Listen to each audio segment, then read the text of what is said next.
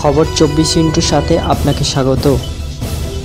নতুন নতুন খবর জানার জন্য আমাদের চ্যানেলে চোখ রাখুন। নমস্কার, খবর 24 সাথে আপনাদের স্বাগত। দর্শক, সারা ভারতবর্ষ জুড়ে এবং বাংলাতেও উপনির্বাচনের ভোট শুরু হয়ে গেছে।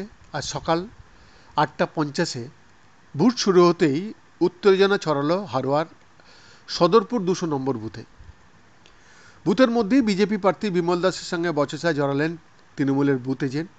বিমলের দাবি, দরজার পাশের ইভিএম মেশিন ঘুরিয়ে দিতে হবে। আপত্তি জানান ওই বুথের তৃণমূলের এজেন্ট। তখনই দুপক্ষের মধ্যে তর্কাতর্কি শুরু হয়ে যায়। শুধু বুথের ভেতরে নয়, বাইরেও উত্তেজনা ছড়ায়। দু দলের কর্মী সমর্থকরা জড়ো হয়ে বুথের বাইরে সামনাসামনি লড়াই করার জন্য প্রস্তুত হওয়ার মাঝেই পরিস্থিতি সামাল দিতে ঘটনাস্থলে আসে পুলিশ। জটলা তারা সরিয়ে দেয়।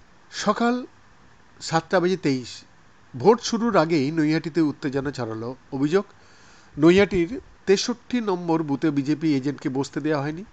অভিযোগের তীর তৃণমূলের দিকে। খবর পেয়েই ওই বুথে পৌঁছান নৈহাটির বিজেপি প্রার্থী রূপক মিত্র। তিনি গিয়েই নিজের দলের এজেন্টকে বুথে বসান। তিনি বলেন, তৃণমূলই আমার এজেন্টকে বুথে ঢুকতে দেয়নি, আমি এসে তাকে বুথে ভেতরে বসাই, কমিশনের কাছে বিষয়টি জানাবো। যদিও এই অভিযোগ অস্বীকার করেছে তৃণমূল। সকাল 7:18 সিতাইশ হাই স্কুলে আদর্শ ভোট গ্রহণ কেন্দ্র করা হয়েছে। সেই বুথে কোনো পোলিং এজেন্ট না থাকার অভিযোগ উঠল। ফলে ভোট গ্রহণ শুরুর আগেই ভোটকর্মীরাই পোলিং এজেন্ট ছাড়াই মকপোল সেরেছে। দেখা নেওয়া যাক এবারে কে কোন আসনে রয়েছে। সিতাই তৃণমূলের সঙ্গীতা রায়, বিজেপির দীপক রায়, কংগ্রেসের হরিহর রায়, বামফ্রন্টের অরুণ কুমার বর্মা, ফরওয়ার্ড ব্লকের মাদারিহাট তৃণমূলের জয়প্রকাশ টোপ্প, বিজেপির রাহুল লোহার, কংগ্রেসের বিকাশ চম্প্র মারি, বামফ্রন্টের পদ্ম ওরাও আরএসপি। মেদিনীপুর তৃণমূলের সুজয় হাজরা, বিজেপির শুভজিৎ রায়, কংগ্রেসের শ্যামল কুমার ঘোষ, বামফ্রন্টের মণিকুন্তর খামরুই সিপিআইয়ের।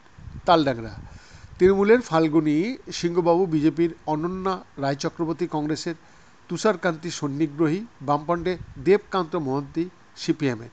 হারোয়া তৃণমূলের শেখ রবিউল ইসলাম, বিজেপির বিমল দাস, কংগ্রেসের হাবিব রাজা চৌধুরী, আইএসএফে পিয়ারুল ইসলাম বাম সমর্থিত। নৈহাটি তৃণমূলের সনদ দে, বিজেপির রূপক মিত্র, কংগ্রেসের পরেশনাথ সরকার, বামফ্রন্টের দেবজ্যোতি মজুমদার, সিপিএমএল লিবারেশন।